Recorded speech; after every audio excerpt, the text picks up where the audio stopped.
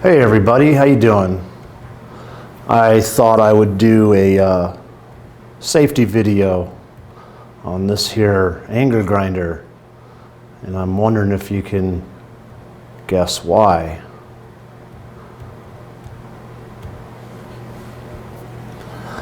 So in October 2020, I did that. And I ripped it open from there all the way to there to the bone, and then from there all the way back, which wasn't so bad. And then I made the other brilliant idea to stitch it up myself. Now, I didn't go to the hospital at the time because I knew they were packed with the pandemic cases and stuff. Now the hospitals aren't packed anymore, but at that time it was, and I wasn't worried about getting sick. I've got antibodies, I already had my sickness, so I'm past that. I was worried about sitting there for 8, 9, 10 hours waiting to get stitched up, and I just didn't want to deal with it, so did it myself. Got a sterile toothbrush, double washed it, doused it in military grade alcohol, and I scrubbed that wound out 3 separate times to make sure it was completely clean. And then I stitched it all up myself, and within about an hour and a half I was back out here working again. And in hindsight, that was a big mistake for a number of reasons. Luckily, I did not get infected at all. Knock on wood for that. But I could not move my finger for a good 9 months more than that. And then I started physical therapy, and I've been able to get to that. And I'm trying to get to that. I was learning guitar prior to the accident, and that had to stop. And I just recently, the last month and a half, started that back up again. So I can wrap this finger like so, and within about 15-20 minutes it'll be like that. And once it's like that, I can keep it like that, so I can get on the guitar and I can do the C chord and all the other difficult chords and do my practice routine. The thing is that I was only using a flap disc. If it had been that disc, I might not even have a finger right now. And it also led me to investigate a little more, and I did some Google searching, and I'll post the link in the description so you can see. But the injuries that I saw on Google because of this was just insane. You know, this is by far the single most dangerous tool you've got in the shop. So I thought it would be a good idea to do a video on this, because the other thing I've noticed in the last year, and before I say this, I'm not naming names, I'm not pointing anyone out, I don't have anybody in mind. That's not what I'm about, that's not what I'm doing. I just want to do a public service video on the merits of being safe in the shop. Because listen, if your happiness is in the shop and you can't work in the shop because you injured yourself that badly, I mean, I got to tell you, I was worried for a while that my ability to work in the shop would be limited, and what was I going to do about guitar? You know, it really was stressful. So I feel like I got a second chance, and I'm not going to blow it this time. And I did eventually go see a doctor, and one thing that he pointed out was you got a fine nerve that runs up here, and you got a fine blood vessel that supplies blood to the finger running up here. And I barely missed both of them. And he said that in a lot of finger accidents like mine, that nerve and or blood vessel gets severed, and that could lead to paralysis with the nerve getting severed, or You know, you may even have to get your finger amputated if the blood vessel's severed. I lucked out and I decided, you know, it was time to review the whole shop safety thing.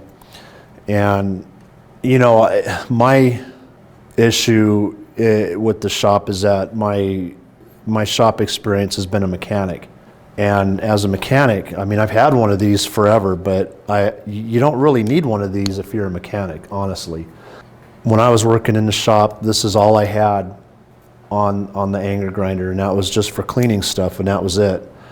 I never needed one of these, I never needed one of those, but now I'm retired from auto mechanics, and after feeling empty and lost for a few years, I decided I needed to do something different and get back into the shop somehow. I didn't really want to go back to work for someone.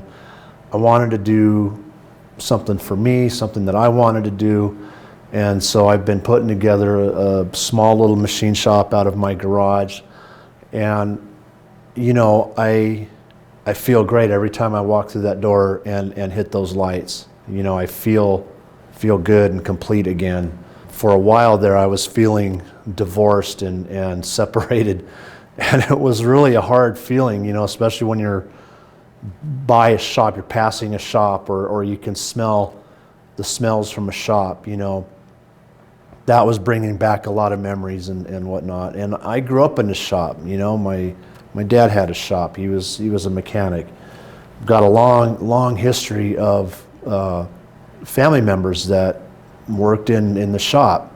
I had to go through the safety regimen, and the first thing was the guard went back on, the handle went back on, and a good heavy pair of gloves. Whenever that anger grinder is picked up, these are on my hands. At least they're supposed to be. And I wanted to make sure I got nice heavy cowhide on both sides, because a lot of gloves have canvas back here, which is not safe. You know, that's not safe. This is what you want right here, because these are what you're trying to protect. The guard is always facing me. No matter which way I'm grinding, I'll move this guard so it's facing me. So if this breaks, it's going to go out that way. Got the handle on there so I can maintain 2 points of contact at all times. I try to stand in a way, I can't all the time, but I always try to stand on this side of the grinder as opposed to this side. And then when I'm done using it, and I notice a lot of people do this as well, because, you know, you're pressed for time, whatever, you don't want to stand here and hold the thing until the thing stops spinning. You're already dropping it on the bench. Well, you don't want to drop it on the bench like that. You want to put it on the bench like that. And that's the safest thing you can do. I also got face protection, a face shield. I went ahead and got industrial safety glasses. And the frames are American Optical. They're no longer in business. But you can get on eBay, and if you know what size frames that you have, you can try and see if you can find a pair. I found some. They're not exact, but they're real close. And so far, so good. And they're not cheap either. But I was not able to find any current industrial frames that really matched the strength and quality of American Optical. And why the company that bought them out discontinued these frames and the line of frames that they had with the safety glasses is absolutely beyond me. I have no idea why. Makes no sense at all. So in the year that I've been dealing with this injury, you know, it's been a lot more noticeable for me to see people on YouTube using their anger grinders, and you know, they're doing it no guard, no handle, one-handed, no gloves, and sometimes their face is right up into it. And it's not just with this. I've gone around and developed a safety protocol for every machine that I have in my shop, cords and stuff laying on the ground, cleanliness, just the whole 9 yards. the type of clothing, whatever. It's all been looked at. I'm still making changes. I'm still doing additions. So that's all this is about. I could not imagine my life without being able to come into this shop every day. I dread the day that I can no longer do it. If you're like me, the safety is worth it, because you just don't know what could happen, tomorrow. So get some safety protocol, respect this Anger Grinder's authority, and know that this is the most dangerous tool in the shop. Treat it with respect. Treat yourself with respect, because that's ultimately what you're doing. And if you do get injured, don't go doing what I did. Go to the hospital, let them clean it up, let them stitch it properly, let them make sure everything is good. Go about it the right way. One other thing that happened right after, 5 days after I injured my finger, there was a stray cat that would come around, because I like to feed the homeless cats. And I noticed that this cat had a really bad injury. It was festering and it was bleeding, and it was bad enough that I had to get this cat and get it to the vet. So in picking the cat up and trying to put the cat into the cat box, the cat bit me right through my fingernail all the way to the bone. And that was just 5 days after all this. So that was like a double whammy. So the moral of the story is, don't go rescuing injured cats unless you got a good game plan if you've already injured yourself. In any case, as far as the cat goes, I got the cat to the vet. We got her all fixed up, and she's now a permanent part of our family at this point. That worked out good, and I'd do it over again for the poor little thing. So anyway, that's all I have to say. Respect the shop. Take care of yourself. Don't do something that's going to jeopardize what you're trying to do in the shop. All right, everybody. Thanks for watching. Hit the like button. Hit subscribe. And we'll see you on the next video.